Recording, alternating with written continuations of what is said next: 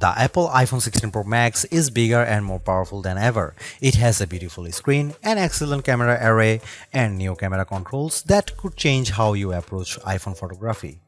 Power and battery life both get a boost to make this the big screen smartphone of your dreams. Apple Intelligence offers some useful and intriguing features, but it's not yet the thing that will or should drive upgrades. Still, if you have been holding on to an iPhone 12 or 13 Pro Max, this is probably the moment for a big screen upgrade. The iPhone 16 Pro Max was announced at the Apple Glow Time event on September 9, 2024 and it's shipping from September 20. This is a larger phone with more screen, more power, AI and a brand new camera control button, but it still costs the same as last year's iPhone 15 Pro Max in the US and UK. It's actually a little cheaper in Australia. I'm not arguing that $1,199 for a 256GB iPhone is cheap, but at least Apple didn't raise any price hike by $100. Apple also made a point at this year's iPhone 16 launch event of talking about some big trade-in deals. Its point, I think, was that you probably won't be paying full price for these phones.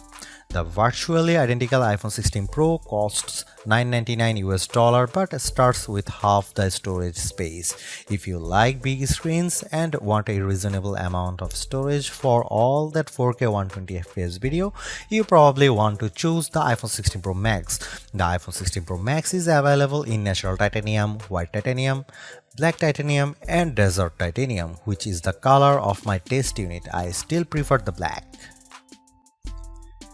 It might seem like Apple's phone design strategy is now why mess with a good thing. In some ways, that's true. The iPhone 16 Pro Max doesn't stray far from the aesthetic first established with the iPhone 12, but also carries forward the myriad challenge made over the last few generations, like the smoothed out edges and new action button which replaced the silent switch on the Pro models last year. Its dimensions are close to those to the iPhone 15 Pro Max but enlarged by a few millimeters here and there. The 16 Pro Max is 163mm by 77.6mm by 8.25mm and weighs 227 grams. That's 6 grams heavier, 3.1mm taller, and 0.9mm wider than the iPhone 15 Pro Max. If you are comfortable holding and using the iPhone 15 Pro Max, I suspect you will have no trouble with the iPhone 16 Pro Max.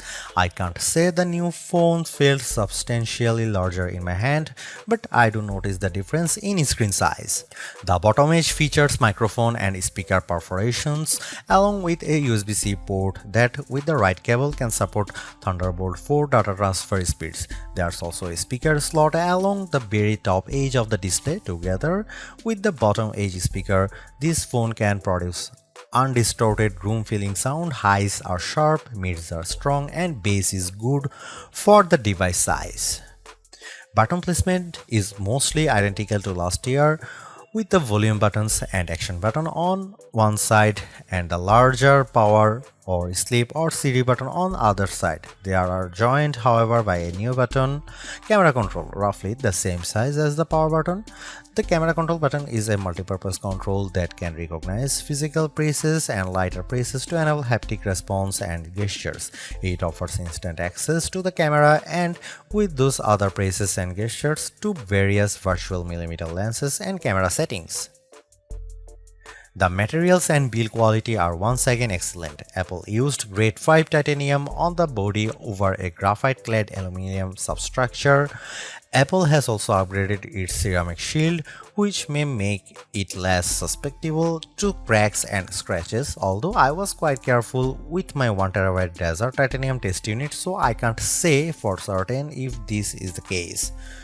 Okay, I did get it wet, purposely running the IP68 rated iPhone 16 Pro Max under a garden sprinkler. It was fun to watch the screen activating as it was touched by 1,000 tiny fingers when it was just water droplets, but the phone was otherwise unmoved and unharmed by the deluge. Sometimes I wonder how Apple might say its next screen technology. Will it add duper to it so it becomes super duper Retina XDR display? I mean, it may have boxed itself into a corner, but Apple skirted the issue this year by leaving its iPhone display technology pretty much untouched. This is a giant screen 6.9 inches, achieved through a combination of a slightly larger chassis and pleasingly thinner bezel. There are more pixels than last year. The iPhone 16 Pro Max screen is 2868 by 1320, while the iPhone 15 Pro Max is 2796 by 1290. There's more pixels but not a higher density. This is still 460 ppi and so falls behind the Samsung Galaxy S24 Ultra's QHD Plus display, at least on the ppi front. Apple also didn't mess with the dynamic island, which remains a useful and fungible information peel in the upper portion of the screen. It houses Face ID, depth sensors, and a 12 megapixel true depth camera. The camera takes excellent selfies and is my go-to for biometric unlocking. While the display's core specs haven't changed, they are worth noting. It's a wide color gamut screen that supports HDR True Tone always on display, means you can see a less saturated version of your lock screen without unlocking the phone, 2000 nits of peak brightness outdoors, and Pro Motion. Speaking of which, everything I did on the iPhone 16 Pro Max looked fantastic. I don't even notice the dynamic island when it's inside one of my games, and streaming videos via the likes of Netflix tends to crop out the cutout. I know everyone wants to talk about Apple Intelligence, but it's the changes to the core iOS 18 platform that will have the biggest impact on your iPhone 16 Pro Max day-to-day use. Photos, for instance, has gotten a huge overhaul, and one that I'm not entirely sure makes it better. It's a situation of who moved my cheese, as many of your core features may have shifted or been replaced. The Photos app now defaults to search and collections, which might throw people who are expecting to see their photo library. Still, if they get used to using search for some natural language queries that yield useful image results, they might be pleasantly surprised. The iOS interface is now more customizable, and if you want, you can leave spaces in your app grids. You still can't place an app icon in space that, say, straddles two spaces in the invisible grid, but I think people will appreciate this new level of flexibility. Apple seems a bit obsessed with summarization. Summaries exist in writing tools and in the new Safari, which has a slightly hidden highlights feature.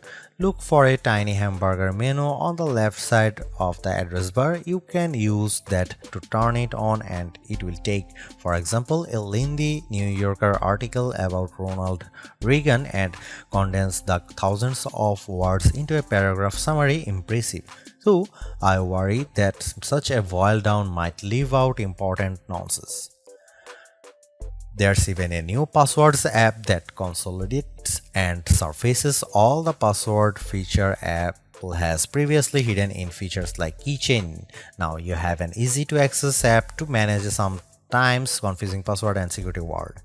One of my favorite new iOS 18 features is Math Notes. Inside Notes, you can scribble any question, and when you put an equal sign at the end of it, Math Notes automatically solves it and writes the answer in what will look just like your own penmanship.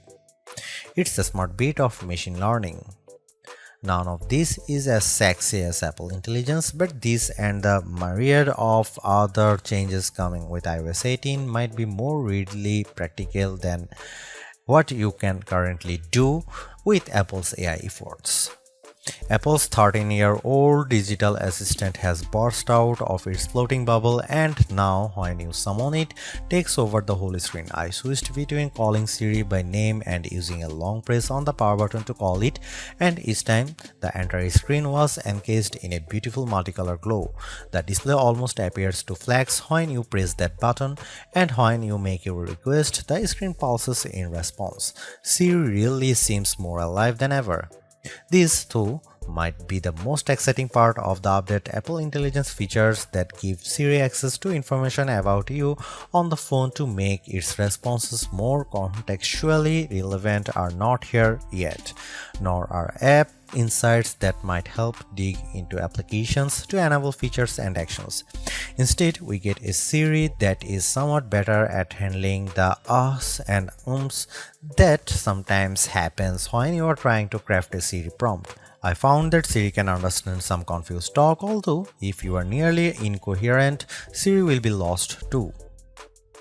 Siri did well on some question and was effective at opening the FaceTime camera when I said I wanted to take a selfie. It also did well when I asked how I could share my Wi-Fi password, returning a concise step-by-step guide.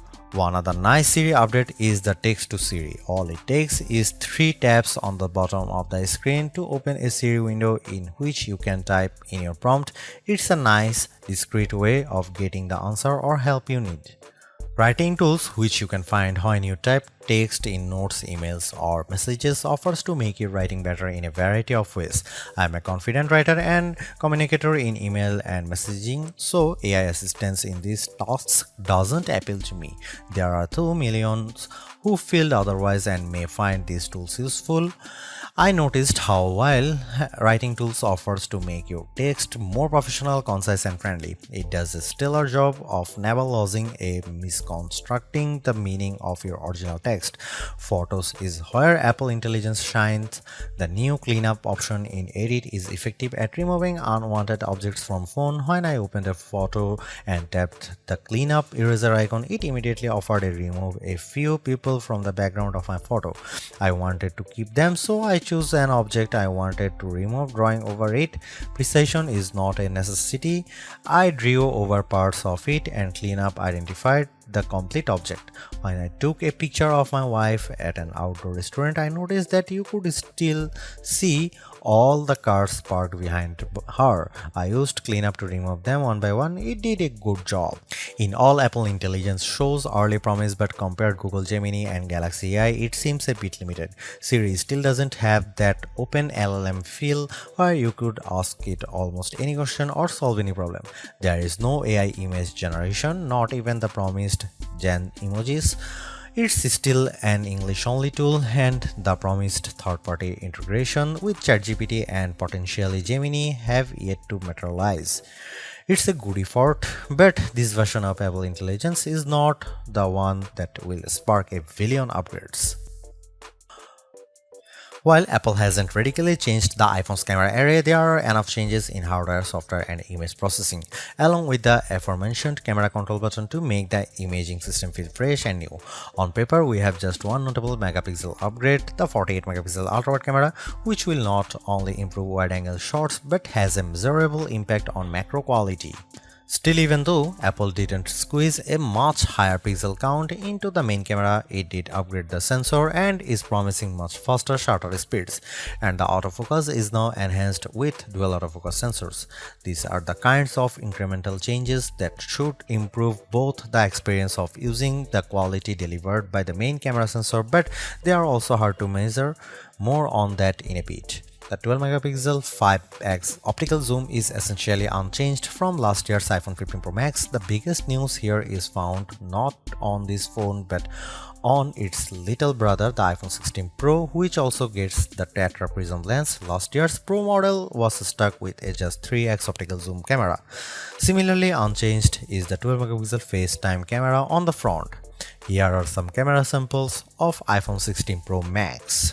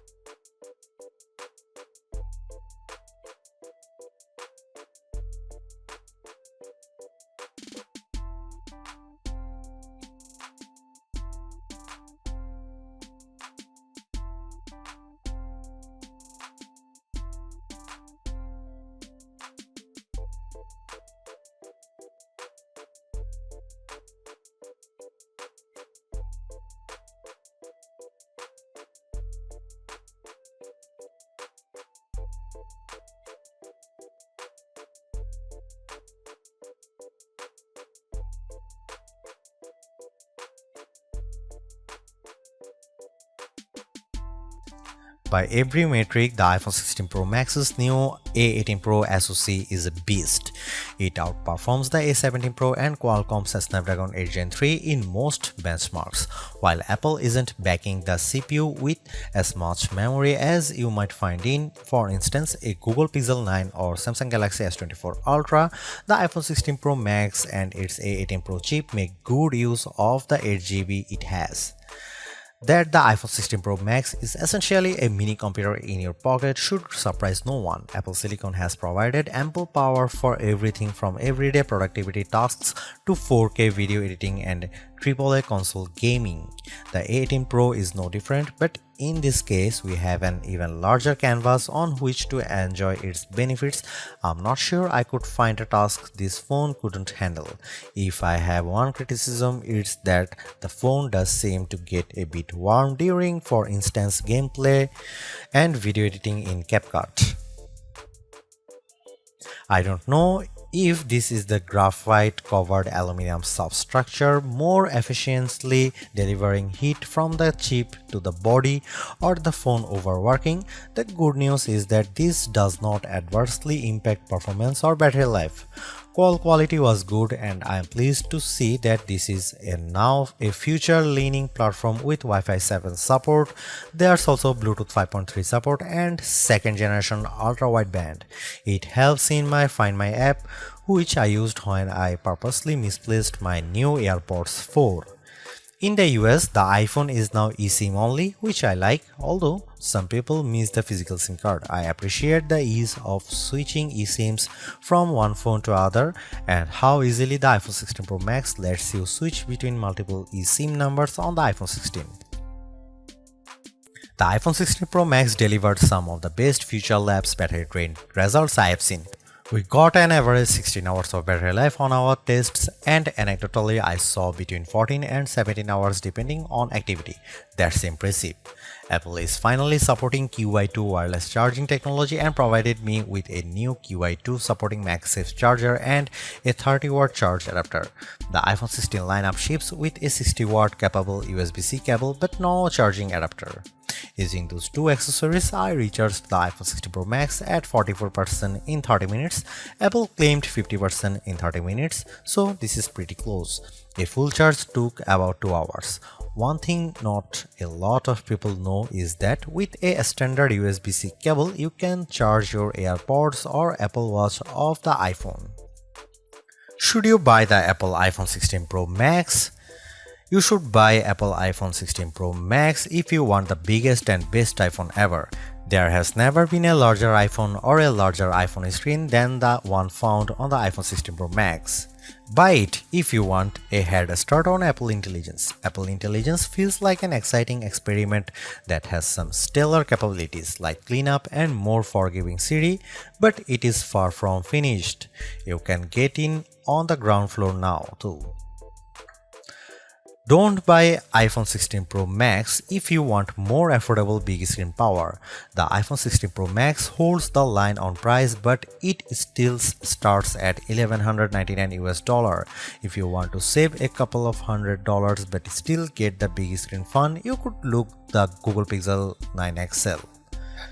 Don't buy it if you want more megapixels. While 48 megapixel is nothing to sneeze at, the Samsung Galaxy S24 Ultra offers a 200 megapixel main camera. The iPhone 16 Pro Max have everything we have come to expect in a year-over-year upgrade even without Apple Intelligence.